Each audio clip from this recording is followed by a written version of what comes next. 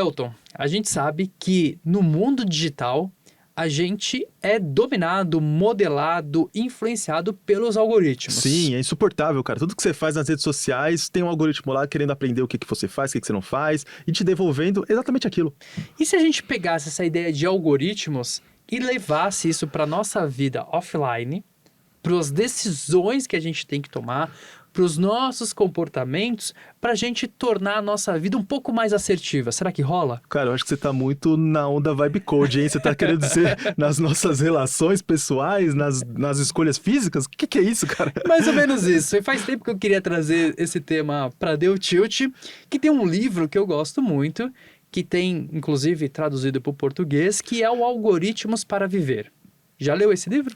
Eu tô começando a ler esse livro, mas ele não tá falando do algoritmo do Instagram nem do Facebook, não, né? Não tá. Ele tá falando de uma série de algoritmos que são super consolidados na área de ciência da computação, mas que a gente pode transportá-los para decisões da nossa vida, para que a gente possa entender melhor uma situação e tomar uma decisão mais acertada, né? Então, é bem interessante o livro porque ele vai trazendo vários experimentos ou vários algoritmos que são interessantes, que são super aplicados na área de ciência da computação, mas que a gente pode fazer uma abstração desse algoritmo e trazer para o nosso dia a dia. Exato, porque assim, quando a gente usa a rede social, a gente acha que o algoritmo é só aquilo que está por trás da decisão de me mandar mais vídeo de gatinho e menos vídeo de suplemento. Afinal, eu não malho, saca? Mas, na verdade, os algoritmos são uma série de passo a passo do que um código tem que fazer se ele receber um estímulo e não outro, né? É mais ou menos por aí. Exato aí. Então eu vou trazer o que é a definição de um algoritmo. Uma definição clássica aqui. O algoritmo nada mais é do que uma sequência de passos finito, ou seja, ele acaba, e não ambíguo, tá? Então você sabe os passos que tem que acontecer e não tem ambiguidade. E o livro traz que tipo de exemplos que a gente pode importar essa lógica da computação para o mundo real? Eu vou trazer um exemplo aqui que eu adotei na minha vida. Eita, porque eu sou uma pessoa indecisa. E esse algoritmo me ajuda a tomar melhores decisões, a diminuir essa minha ansiedade com a incerteza e principalmente a reduzir o arrependimento. É um algoritmo que ajuda a gente a reduzir o arrependimento. E você vai ver depois... Já tô curioso para saber. Vou trazer o exemplo aqui. Imagina assim, você foi viajar. Inclusive teve até uma coluna do UOL que eu escrevi há muito tempo atrás sobre esse livro. Mas imagina assim, você foi viajar para um lugar, certo? Chegou, sei lá, fala um país. Escandinávia, vamos lá, Islândia. Você foi para Islândia. É que a Islândia não vai ter tanta opção assim. Imagino eu, mas você chegou lá e foi num restaurante. No primeiro dia gostou do restaurante, certo? No segundo dia você foi naquele restaurante e gostou de novo, assim. Eu sou uma pessoa bom. coerente. Beleza, perfeito. Vale a pena você experimentar outros restaurantes? O que você tá me perguntando é se vale a pena eu conhecer o segundo restaurante da Islândia? Porque só tem dois lá, né? Mas suponha que seja uma Islândia mais modernizada e tenha mais restaurantes. Cara, se eu gostei desse restaurante e eu tô com pouco tempo, eu vou voltar nele. Pronto, final. É isso. Vai a viagem inteira nele.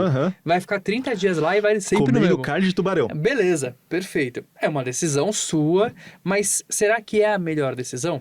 Né? Então, tem um algoritmo que é bem legal, que é de um problema que a gente traz da computação, que é o problema do bandido de muitos braços. Conheço muitos. Como é que é isso? Porque esse é um problema que vem de uma solução para problemas de cassino. Sabe, maquininha de caça-níquel? Claro. Ele tem o bracinho, por isso que... E era exatamente um problema que você tentava resolver de forma computacional. Por exemplo, você está lá no cassino, você joga na primeira maquininha. Ganha, sei lá, 60% das vezes. Ok. Beleza? Vale a pena você trocar de maquininha? 60% é um número bem bom. É bom, excelente, né? Vale a pena trocar? Não sei. Não sei, né? Aí você joga na segunda maquininha, ok? Nessa segunda maquininha, você ganhou 50% e perdeu 50%, mas você só jogou 2 vezes. É um número baixo, hein? E aí, estatisticamente não dá pra dizer nada. Você volta pra primeira ou você volta pra segunda? Se eu tiver com muito dinheiro e muito tempo, eu fico na segunda até igualar o número de vezes que eu consegui na primeira. Perfeito. Você trouxe... Não, é uma abordagem... É isso? Calma.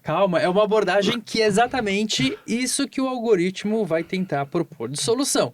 Que é o seguinte, é a gente pensar em duas principais estratégias. Que é uma estratégia do explore, de explorar, né? De explorar possibilidades, e do exploit. É que em português exploit também pode ser colocado como explorar, mas explorar no sentido de aprofundar naquilo.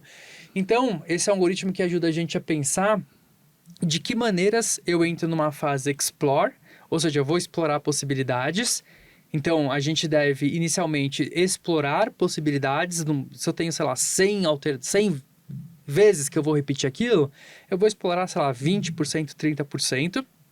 E à medida que eu encontro qual que é a melhor opção, aí eu entro na segunda fase, que é do exploit, que é aproveitar daquilo. Então eu vou, sei lá, em 4, 5 restaurantes, aí a hora que eu escolho, que eu vejo qual que é o melhor, aí eu vou só naquele, entendeu? E aí eu vou reduzir um pouco do meu arrependimento de escolhas. Então esse é um algoritmo que ajuda muito nesse sentido, né? A pensar esse problema de decisão. E é até interessante que, mais recentemente, saiu um artigo na Nature que falou sobre criatividade. E aí, esse artigo mostrou, assim, uma análise das pessoas mais criativas. Eles fizeram uma análise, assim, foi um trabalho bastante robusto, envolveu muita computação, cálculos, enfim. Pegaram vários artistas, vários criadores da história da humanidade e analisaram a produção deles. Então, o mais interessante é que quase todos eles têm uma coisa padrão. Qual que é essa coisa em padrão? Eles eram muito teimosos. Eles eram muito teimosos depois que eles descobriram qual que era o caminho deles. Mas todos eles passaram por um processo de experimentação gigantesco. Então, grandes diretores de cinema que são consagrados por um tipo, eles tentaram um monte de outras coisas, sabe? Documentário, tentaram fazer comédia, até que, por exemplo, no drama ele se encaixou e aí ele começou o exploit, né? O aproveitamento disso de uma forma mais efetiva. Ou seja, enquanto todo mundo estava achando que ele estava batendo a cabeça e fazendo coisas erradas, ou seja, dando tilt por aí, na verdade ele estava colocando em prática o algoritmo de experimentação para decidir no que ele era bom e no que era bom para ele também. Exato. Então o algoritmo ajuda a gente a entender isso, né? Então a gente tem duas grandes fases, que é a fase da exploração de possibilidades e depois, a hora que você explorou, você tem mais evidências do que pode ser o caminho melhor, você então entra na segunda fase do exploit. A gente está prestes a chegar na hora do almoço, eu vou usar esse algoritmo e depois eu conto pro pessoal o que deu, viu? Vamos lá, mas na hora de escolher a comida ou na hora de escolher o restaurante? Bom, pessoal, isso daí eu vou contar só no próximo episódio. Eu sou Elton Simões Gomes. Eu sou o Diogo Cortis. Esse daqui foi o Deu Tilt, podcast do UOL para os humanos por trás das máquinas. Até mais.